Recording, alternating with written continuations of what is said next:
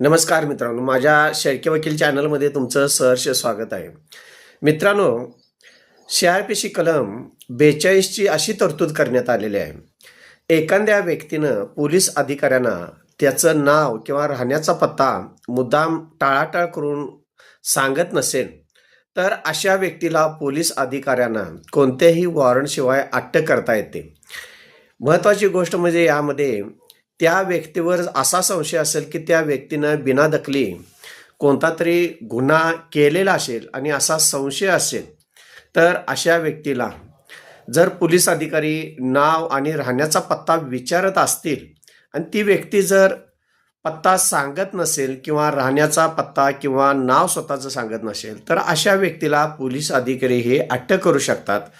त्याचबरोबर अटक केल्यानंतर सदर आरोपीला जर मेहरबान कोर्टासमोर हजर केला असेल किंवा दंडाधिकारी यांच्याकडे समोर हजर केला असेल, तर जामीनवर त्या व्यक्तीला सोडता येते. धन्यवाद.